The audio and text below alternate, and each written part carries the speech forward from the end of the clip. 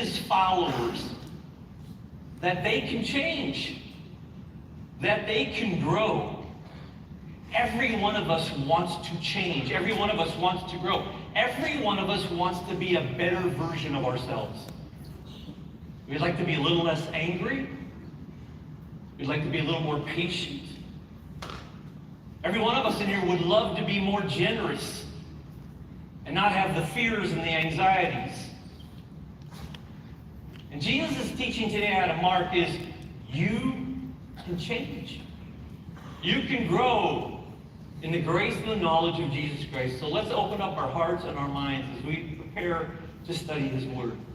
Lord, we thank you that you didn't just save us and leave us alone to try to navigate life, but you lead us to grow, to be transformed, to know you, the grace we walk in, the knowledge of what it means to be a follower of Christ. So I pray over these next few minutes as we open your word, Lord Jesus, first I pray you protect everybody from the whisper of the enemy that would tempt us into thinking we are not qualified.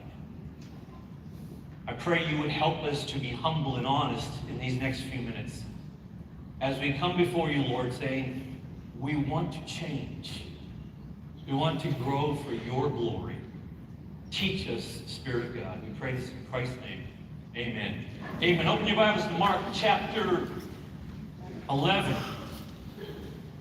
Oftentimes what happens is we want to change, we want to grow, but we try to do it a lot of times without one very important ingredient that we're going to learn about in Mark chapter 11. Now, if you were here last year, just about this time, almost exactly to the weekend, I taught on Mark chapter 11. It was Palm Sunday. And I taught on the great entry into Jerusalem, and then Jesus in the temple where he makes the whip, and he says, my house will be a house of prayer. And he's teaching them about the cross that's going to come up in just a few days, and giving them an understanding into the cross. And that teaching is kind of still online on the website if you want to look at it. That would be like part one. Then part two of Mark chapter 11 is what we're going to look at a year later. Because while he's teaching them, he does something unusual. There's a fig tree that's outside of Jerusalem, and it's got the leaves, but there's no fruit on the inside. And he makes this declaration that the fig tree is cursed. And the point of the teaching is to give them kind of a visual metaphor that if you are a follower of God, if you really declare Christ as your Lord and Savior, when you lift up the leaves inside, there will be fruit. Jesus said, a good tree bears good fruit. And that's not a harsh, condemning declaration. It's actually a statement of hope and faith. Because what he's teaching is, you can change. You can grow. That person you want to be, when you see other people who carry some of the traits you wish you had, Jesus is saying, that's available for you. That anger, it can dissipate. That forgiveness you wish you had, it can be there. Those fears can be replaced by faith. The addictions that are destroying not just your body, but your soul, they can be conquered, and you can be set free. Change is not only possible, it's God's design for your life, but there is a critical piece you must have that oftentimes is missing. That frustrates us when we wonder, why am I not changing? Because a lot of times what we think is, God did the work in regenerating me. I got born again by His grace. Now I do the work in becoming holy. And when we position ourselves to be the ones solely responsible for our growth, we're missing something. And this passage in Mark teaches us what we need. Mark chapter 11, look at verse 27. They arrived again in Jerusalem, and while Jesus was walking in the temple courts, the chief priests, the teachers of the law, and the elders came to him. Now these represent all the religious authority of the nation. Verse 28, by what authority are you doing these things, they asked. Who gave you the authority to do this? Who put you in control? Who put you in charge? Because a lot of times what we think is God was in charge of my salvation, I'm in charge of my holiness. I'm in control. I've got to make sure this happens. Verse 29, Jesus replied, I will ask you one question. Answer me and I'll tell you by what authority I'm doing these things. John's baptism, was it from heaven or from human origin? Tell me. And they discussed it among themselves, and they said, if we say from heaven, he will ask, then why don't you believe him? But if we say of human origin, they feared the people, for everyone held that John really was a prophet. So they answered Jesus, we don't know. They're not actually telling the truth here, by the way. We don't know. Jesus said, neither then will I tell you by what authority I'm doing these things. Now, picture this very unusual story that's going on. Jesus is in the temple purposely, because the temple is the place of God's authority. And he wants to make a statement, a picture of this. And all the religious leaders, the chief priests, the scribes, the elders, they raise the authority issue. They want to minimize his authority. He may be a rabbi, but we want to make sure that his authority is not the major factor of what's going on here. And then Jesus asked this unusual question. Was John a prophet? He's referring to actual baptism event. Because years earlier, there had been this baptism event where John had baptized Jesus, and the heavens opened up, one of only 3 places where you audibly heard the voice of God, and he said, this is my son. That's the authority. God the Father making a declaration over the identity of Jesus, and Jesus brings this up to the religious leaders. The heavens parted, the Spirit descended, and God spoke. He goes, okay, was that right? Was that not right? And they're trapped. So in verse 33, they go, we don't know. The truth of the matter is, they're unwilling to know. They're unwilling to commit to his authority. They're avoiding Jesus' authority. And oftentimes in our faith walk, we do the same thing. Not just Jesus as boss, not just Jesus with a rule book, but understanding what does it mean when I say I'm a Christ follower, which means he has full and complete authority over my life. We have such a sometimes messed up definition of authority in a society that is so individualistic. The moment you talk about authority, it's a negative thing. The greatest gift God ever gave us was the authority of Jesus Christ. That we're not left alone to figure it out. That we're not left alone and powerless to know how do I live a life of victory. There is something in this authority far beyond oftentimes what we think that we need to know. And a lot of times we have kind of this distorted view of authority. And I want to take a few minutes and kind of unpack for you, what does it mean to grow in Christ with a biblical view, not of a rule book, here's the authority of God, follow these rules, but of a relationship. Here's the authority of Jesus. Walk and grow with him. A lot of times when we think about our growth as a Christian, here's a metaphor we use. We use this idea of a spectrum on the numbers 1 through 10. Look at the screen. And you'll see a picture of the numbers of 1 through 10. Here's the picture, right? Somewhere along the way in my journey, I met Christ at the cross. That's around a 2 and a 3. And then we have this idea in our mind that somewhere as a Christian, there is what is called a finish line. That's when I kind of arrive. I'm a good Christian now. I'm a mature Christian now. Before then, I was just a baby Christian, a weak Christian. Didn't make all the best decisions. But now there's a finish line somewhere around 8 or 9, and I arrive. Here's the weird part. We all define the finish line differently. Some of us define it by the opposite of culture. Whatever is wrong and bad in culture, if we do the opposite, that's the finish line. If I don't buy into their morality, now I'm a good Christian. Culture does not define holiness. Culture should never be the standard of the opposite is holy. The Bible, the Word of God, that defines holiness.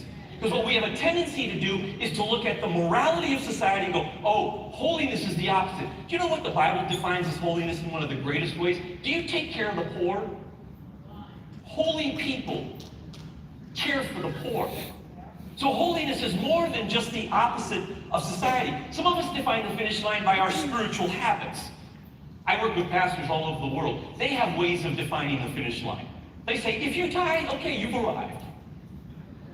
If you show up on Sunday morning, you've arrived. If you go once a month, you're probably a 4. And I really wish you would become an 8.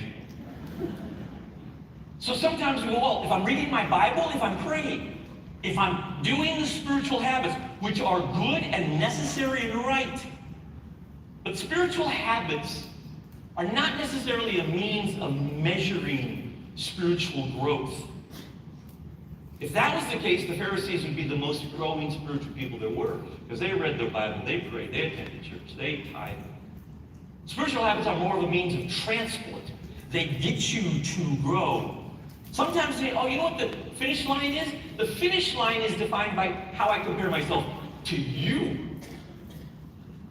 I'm an 8 if you're a 6.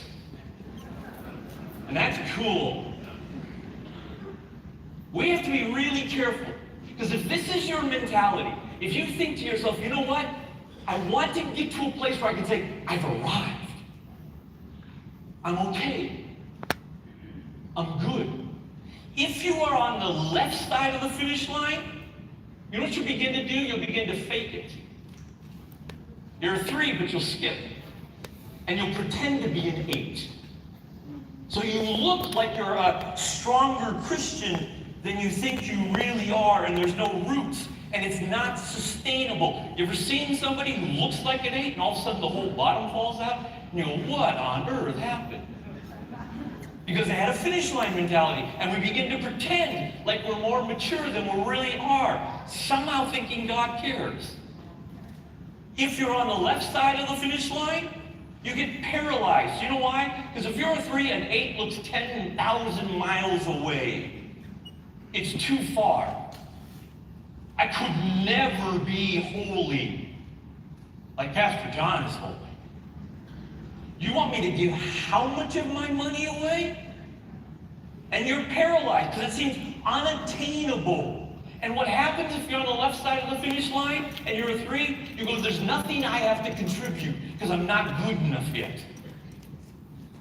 And there are people around you, in your world, in your zone, in your place of faith that you can have this amazing influence on, but you stay quiet because you just don't feel qualified. But it also happens that if you're on the right side of the finish line, there's all kinds of problems with this idea. If you're an 8 or a 9, you know what you begin to do? You begin to judge the 2 and 3s to substantiate your status as an 8. To show how qualified you are. When you're an 8 or a 9, you run the risk of no longer growing. Why? I've arrived. I do what the Bible says. I'm good. And you find yourself flatlining in your growth, which is a really scary place to be. And you risk pride because you've arrived. Now, this is kind of a picture sometimes that we get in our mind about, okay, the cross, Jesus saved me, but now it's my job to grow. How do I get to that place where I know I've arrived? And now I'm a mature Christian, and now I'm a good Christian. Can I tell you something really important? If there's only one thing you learned from this morning, there is no finish line. It doesn't exist. Look at this next slide. Take a look. Every day, every month, every week, every year, I grow.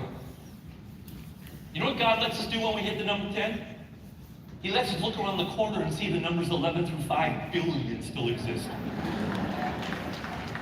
Now, I'll substantiate that by this verse. Look at the screen. 2 Corinthians 3:18 says this. We all, who with unveiled faces contemplate the Lord's glory, are being transformed. And that means we're being transformed, we're being transformed, we're being transformed, we're being transformed. It never ends. We are being transformed into His image with ever-increasing glory, which comes from the Lord, who is the Spirit. But we get stuck when we don't know the role that Christ's authority plays in our growth. You ever been in that cycle? You want to change and you make a promise to God, okay, God, I'm going to change. I want to be less angry at my kids. But you make that promise without the authority of Christ, just out of your natural. You may even be sincere, but you're doing it out of your own effort. And eventually that promise fails. And with that failure comes shame. And with that shame comes hiddenness. And in that hiddenness, we make another promise to God. No, now I'll really stop. Now I'll really stop. But we're doing it without the authority of Christ. And there's failure. And with that failure comes shame. With that shame comes hiddenness. And in that hiddenness, we make another promise. And many of you know this morning, know this cycle that you're in, wherever it may apply itself. And you're going, how do I change? How do I grow? And the key that Mark 11 teaches us in that final passage is we need to know what it means to walk in the authority of God. 2 Peter 1:3, look at these screens. His divine power, his authority, has given us everything we need for a godly life through our knowledge of him who called us by his own glory and goodness. I can live my life in these turbulent, serious times. I can live my life with a glory to God. How does his authority bring me growth? When my son was about 12 years old, he needed to grow. He was a 12-year-old. He needed to grow in wisdom. He needed to grow in maturity. He needed to grow in many, many different ways. On his own, he would have really struggled to grow. He may have gotten there eventually. It would have taken a lot of time, a lot of mistakes, a lot of hardship. But I was his father. And my job as a father, with authority over my son, was to give him resource to grow, to give him wisdom to grow, to give him an empowerment to grow, to set him up for success to grow, to help him understand failures and how they would grow. It was the authority of a father role in my son's life that helped him grow. If you are trying to grow as a Christian without the authority of Christ, you are swimming in a big ocean all alone. And you need the authority of Christ and that relationship for growth. So there's this theological word we're going to study for just a few minutes. I know you came to church on Sunday morning. The last thing you want to learn is the theological word. The word is sanctification. Sanctification means that you grow into the image of Christ.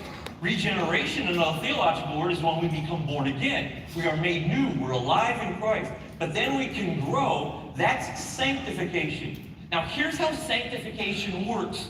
That helps you understand how to grow. Because the enemy works overtime. He knows he can't rob you of your salvation, so what he'll do is he'll shut down your growth. And then you don't walk in victory, you don't walk in joy, you don't walk in faith. Here's how it works with authority. For example, sanctification, it's a partnership with God. Many times, here's what we'll say: I don't have it in me to change. I've tried. I cannot change. And on your own, that may be true. But Christ creates in you a new heart. Now, here's what this partnership looks like. Paul wrote about it just verses apart. Look at the screens. In Philippians 1:6, he wrote this: He who began a good work in you will carry it on to completion until the day of Christ Jesus. So that's God at work. He started it. You got saved because of him. He didn't then abandon you to figure it out. He's going to carry it on. But a few verses later, here's what he says: Continue to work out your salvation with fear and trembling. Christ's authority is recognizing, okay, he initiated it. He has made me new and free. Now together, we're going to grow. Here's how I would illustrate it. Let's say, we just came out of the Winter Olympics. Let's say you're going to the Olympics and you're lined up to run in the gold medal race, and somebody comes up to you, and before you run, they hand you the gold medal. And they put it around your neck. You have been awarded the gold medal and you haven't even run yet. That's what it means to be saved. Through Jesus Christ, he comes to you and he says, you're mine. You're pure. You are righteous. You belong to me. You're a child of God. Now go run your race. Now we would say, wait a minute. If I got the gold medal, why do I need to run? Because in the stands is your heavenly Father. And nothing brings him more glory and nothing brings him more joy than seeing you run with great delight and joy because you've been given the medal. Any Christian who says, I've been given the medal, I don't think I need to run. I don't know if they understand what the medal is. Because we run for the glory of our Father, and if you're going to grow, you need dependence on Him for that sanctification. So for example, one of the attributes of holiness through Scripture is giving to the poor, caring for the poor. The New Testament church abundantly cared for the poor. To do that, you have to have a compassionate heart. Where are you going to get that compassionate heart? That's the partnership we have with God. Sanctification is a partnership. I drive by somebody and they're marginalized or they're poor and I'm just going, God, give me a heart of compassion. Let me see them the way you see them. Let me never walk past somebody who is in need and not at least ask the Lord, do you want me to help them with that need? I can't do that out of my own volition. But if God gives me a compassionate heart and frames that in me, I can do that. Sanctification is a partnership. So however you want to change, one of your prayers is, God, give me the heart to change in that manner. But here's another thing about sanctification. Sanctification is by grace. You ever keep saying this? I keep falling. I keep trying, but I don't seem to succeed at change. I can't change. What you do when you struggle as a Christ follower really determines how you will grow. Look at this verse from Psalm 37, really important verse. The steps of a good man are ordered by the Lord, and he delights in his way. Many of us memorize this verse and know it. Look at the next one. Though he stumbles, he will not be cast down, for the Lord upholds him with his hand. And the psalmist says, listen, God orchestrates your path of growth. There may be times when you stumble. You are not going to be cast down because you stumble. He's actually going to hold you up. We need Christ's authority because his authority chooses to keep me when I struggle. There are some people in my world that if I struggle, they're going to abandon me. They're just going to completely abandon me. I'm so grateful that God has brought me to a place where I can walk in faithfulness to him. But if as a pastor I made a really big mistake and I had to step away from ministry, some people would completely abandon me. Not Jesus. He says, though he struggles, no, I'm still going to hold him. I need that authority, his decision, his rule to do that. Because there may be times, you know what the best test of authority in your life is as you're going as a Christian? When you struggle, do you hide from Jesus or do you run to Jesus? Because if you run to Jesus, then you're beginning to understand his authority. And you're beginning to apply it in your life. If you hide from him, you are on your own trying to be a Christian. Looking for that finish line. Holiness has such a standard that it's a lifelong process. So, for example, one of the measures of holiness that the Bible teaches is you forgive people. The reason why we forgive people is grace is a big part of the kingdom of God, and grace manifests and lives itself out in relationships with each other. And you get hurt by people, and you get mistreated by people. And here's what the Bible challenges us and tells us to do. Forgive them. Oh, no, not just once. Always. I am really, really sorry, and I understand that there are many of us who are here this morning, watching online. And you sit here and you have hurt me, but Joel, you have no idea what they've done. You knew the pain that they caused. And this holiness standard of forgive them, that doesn't happen overnight. God is so clear that it doesn't happen overnight. He actually gives us steps. He says, okay, if you can't forgive them yet, just be quiet about it. If you can't forget them yet, just pray a prayer of blessing over them. And that's a lifelong process. And as you grow in grace and as you grow in forgiveness, as you move from a 4 to a 5 and a 6 and a 7 and forward, when there are moments where you're not really eager to forgive them, when there are moments when you say things that you shouldn't say about that person who has hurt you, you know what Christ does? He says, I'm here with you. I'm here with you. You may have stumbled a little bit, but I'm holding you.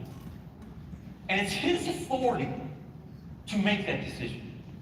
And I'm so grateful for that authority. And sanctification is by grace. Here's another one. Sanctification, it starts on the inside. Your growth is something that happens inside. Change is not just external. A lot of times we go, I feel like, okay, I can manifest some external changes, but I feel like on the inside, nothing's really changed. Colossians 3:1-2 puts it this way. Since you have been raised with Christ, set your hearts on things above, where Christ is seated.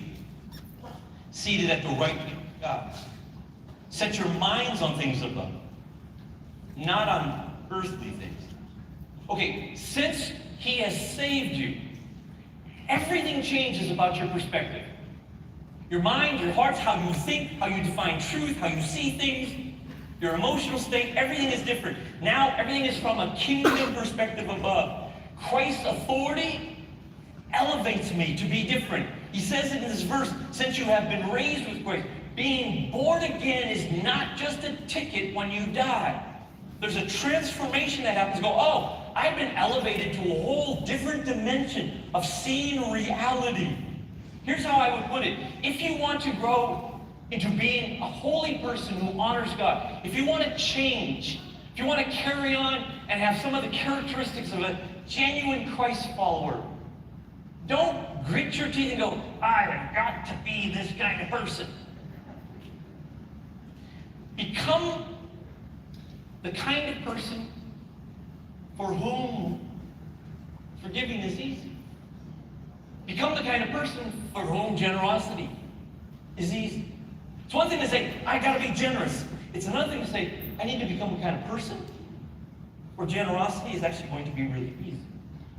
And I become that kind of person because his authority elevates me to see life differently.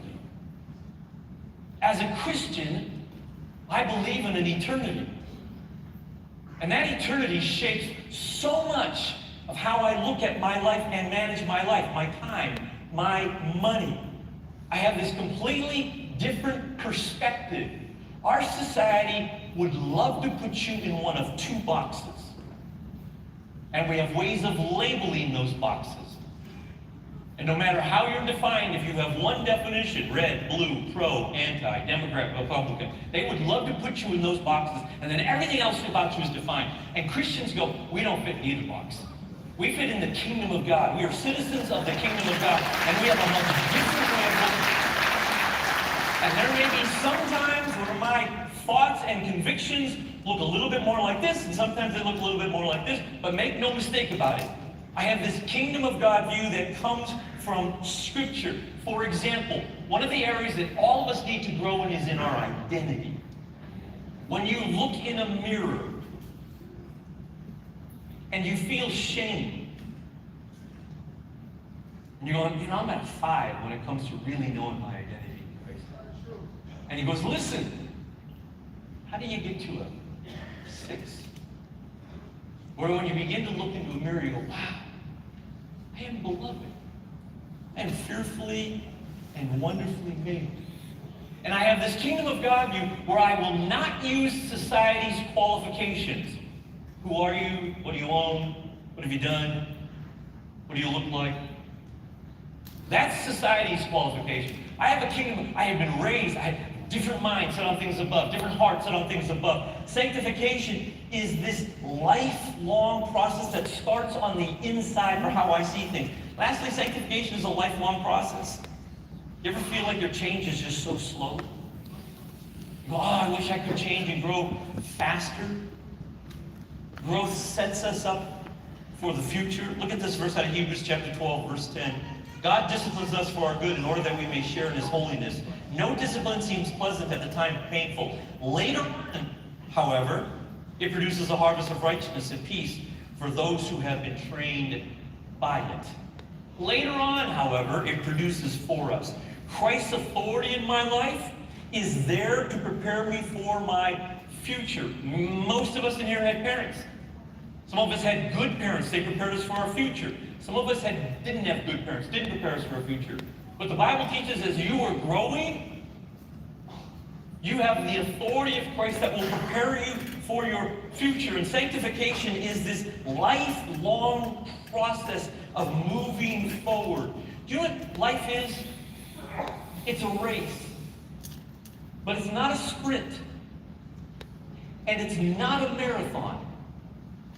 It's an obstacle course. And sometimes in an obstacle course, you're running and it's flat and it's cool and you're cruising along and you look at all these people struggling and go, what's the problem? And then you hit the 15-foot wall because your kid becomes a teenager. Now you got to climb this 15-foot wall and you go, what happened? Last year I was cruising along. Now I got this wall I got to climb. It's this lifelong process. The Bible says, okay, Christ's authority, he helps you climb it. And then when you get to the top of the wall, he tells you to look back and help a few others over the wall with you. There used to be this race, I don't know if it still is, but I wanted to do it with my kids. You ever heard of the race called the Tough Mudder? The Tough Mudder is this cool 5-kilometer race where it's all these obstacles and you just go through it. But all these people do it, and they do it as teams. It's not really a race, it's just a lot of fun. And it's all mud. These teams of 7 or 8 people will gather together. They may have the same teachers, families do it together. And you gotta go through the mud. And they're laughing, and they're racing, they're going through these obstacles together. And I thought, that's the Christian life. It's just a tough mudder. And his authority, while I'm running the tough mudder, brings me joy and strength and community together. And when I have this idea, tomorrow I need to be perfect. It's not God's plan. It's not God's way. I'm with you. You know that finish line on that scheme? You know what that finish line is? When I get to the other side of eternity. And then it's actually just the starting of a whole new dimension of living. I took time to think about areas of holiness and sanctification for us. And in these last few minutes, I really felt like God wanted us to have a moment with him where we could encounter him through prayer in a way that would break something. Because a lot of times what happens in one way or another way, it gets stuck. You ever notice that? It's like, okay, some areas are growing, but I'm stuck in this area. I'm stuck with my finances, or I'm stuck in this relationship, and we can't kind of break out of it. Oftentimes because we have the wrong paradigm of finish line. And I want you to kind of walk with me, and I'm going to ask a couple of pastors in a few minutes to come up here. And just for a few minutes, we're going to pray and believe that God's going to work to unstuck us. These 4 main areas of sanctification where we can get stuck. Grace, faith, glory, service. Take a look at the first one, grace. The growth of grace. Okay. How do you grow in grace? It's all about relationships, because when you have grace in you and growing in grace, that's why they manifest itself through relationships. But we have this obstacle that gets us stuck. It's called hurt. And hurt gets us stuck. We can't get past it. And God says, no, if you forgive them, you'll get past it, and you'll grow, and you'll have this joy and this forgiveness, and you will be free. But it gets stuck in this. Here's what it says in Colossians 3:13. Bear with each other and forgive one another, if any of you has a grievance against someone. Forgive as the Lord forgave you. What gets us stuck is we avoid. We say, okay, I can't hate them. I'll just avoid them. And then you just get stuck at that number on that scale, wherever it is, versus really forgiving them. I'm going to ask Pastor Robert to come up here. He's going to lead us in a prayer, because I know this morning there are some of you, when it comes to relationships and needing to grow in grace, you're stuck. I am really sorry if you have been horrifically hurt. But I would encourage you, lean into the grace of Jesus. And whatever that next step is, you don't have to go from a 3 to a 12. You don't have to go from, I really can't stand this person, I just love them so much. What's a 4? Can you begin to think about them differently? Can you begin to pray a blessing with them? And I'm going to ask you to do something really courageous. Because these are serious times, and aligning with Jesus, going, okay, I want to walk in who I am as a Christian, as a follower of Christ. This really matters. If you're here this morning and you go, Pastor Robert, would you pray for me? Because I'm kind of stuck in a relationship. I've got a bitterness. I've got a hurt that I can't get over. Would you just stand to your feet wherever you are, being ready to receive from God what he has for you? Thank you. Thank you for your courage. Stand to your feet. Yeah, let's encourage you. Just stand up. It's a partnership, and in this moment, his authority and his goodness can get you unstuck, and you can go from a 7 to an 8. You can take that next step. Pastor Robert, would you lead us? Not just for those in here, but those watching online on the plaza as well. The Lord sees your heart and he knows your situations. Let's speak to him. Let's look to him and his authority. Let's pray. Father God, right now we come before you in the name and the authority of Jesus. And right now we lift up every single relationship represented, not only in this room, but to those who are on the plaza and those who are watching live stream, who know that they have a story connected that is broken, that is not where it needs to be, and perhaps we are what we describe as stuck. And first and foremost, we don't come in our own power because we've tried to do that. And we can't get past where we're at. And so right now we come in the authority of Jesus, because Jesus went first. Jesus was someone who had broken relationships that weren't his fault, where he was the one who had people who harmed him, who had reasons not to forgive, and yet he canceled the debt for us. So in ways that we can't understand, we ask you, Jesus, for the ability to cancel our debts. And perhaps if it's so difficult, would you help us to enter into the journey of continuing to cancel a debt, even if it's a little bit at a time. This is something that we can't do. And we come to you. And we ask you for your help. So go to work right now, working on the hearts of family members, of siblings, of sons and daughters, of mothers and fathers and grandparents, of neighbors and co-workers, even ourselves. I come against the struggle of self-loathing, of hating oneself. I ask you for forgiveness to flow from your throne, Jesus. Your authority breaks all of this hardship for us. Would you teach us and shape us? And would you show your glory this morning? We thank you in Jesus' name. Amen.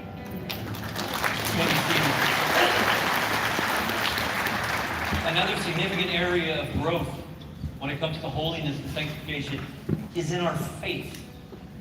To be able to truly trust the Lord. 2 Corinthians 8:7 puts this, but since you excel in everything, in faith, in speech, in knowledge, in complete earnestness, and in the love we have kindled in you, see also that you excel in this grace of giving. Don't be fooled. It's not about money. God knows that money is a means by which we measure our trust, and more importantly, it is a means by which we feel in control. And holiness and sanctification is coming to a place where you're going, God, you have complete control. I trust you. So I'm going to be a good steward, and I'm going to be generous in what I do. But we have this obstacle, and that is security. We want to be secure. We want to be safe. We want to be protected. And the way we do that is we hold on to what we have. And there's an honest moment where you go, you know what? I'm stuck. And I need to take the next step in my trusting God. The Bible says faith without some action is kind of empty. You won't actually grow in faith without that action. If you're here and you go, oh, Joel, I want to live a life that honors God. I want to walk in a faith and a trust, because from that comes joy and freedom, and I don't want to control, and I need to prioritize dependence. I'm going to ask Pastor John to come up and join me, and he's going to pray over us. But there is a God who wants you to so fully, completely rely on him in every way, in every shape. Not just money, but it could be your health, could be anything. And you're going, Joel, I'm a little stuck, and I want to give control to his authority. I want to trust him. I want to live in a way of faith that brings him such glory and honor. John's going to pray over us, and I believe a miracle can take place through this prayer. That you can leave here in just a few minutes going, I trust him more. I can move forward. I can do something. And if that's you, again, act of courage. Would you just stand to your feet as John gets ready to pray? Wherever you're at, just stand to your feet where you're going, I need to give him more control. I need to trust him more. I need to rely on him more when it comes to my money, when it comes to my security. Thank you. Thank you. Maybe even just as an act of giving control to the authority of Christ, lift your hands and those of you who are still. Pastor John, would you pray? Let's pray. Jesus, you said that we cannot serve God and money at the same time. But we realize that to some degree, in all of our lives, we allow money to have a stronghold in our lives, that it affects our behavior, that keeps us stuck where we are instead of advancing in our faith and growing in you. And God, we realize that as a result of certain past experiences in the past, we are stuck. And we know that some people may have wronged us when it comes to money, stolen from us, given us bad advice, borrowed from us and have not paid us back, and we're holding on to that bitterness right now. Jesus, we choose to release them. We choose to forgive them right now. Lord Jesus, those who may have wronged us in regards to money, we forgive them right now and release them. And we say, God, they don't owe us anything more. God, we also know that perhaps our parents may not have been the best examples of stewarding money. And as a result, we are living in that same vein of poor stewardship. God, we release our parents for not teaching us how to be a better steward. We release them. We forgive them. And God, many of us have made poor financial decisions, and we are living in the self-loathing of having made that mistake. God, we forgive ourselves. Help us, Lord, to release every unforgiveness that we have in our hearts right now, and help us to take that first baby step of faith, where we say, God, we trust in you.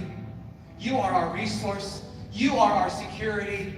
And God, we choose to live out our financial life according to your plans and purposes.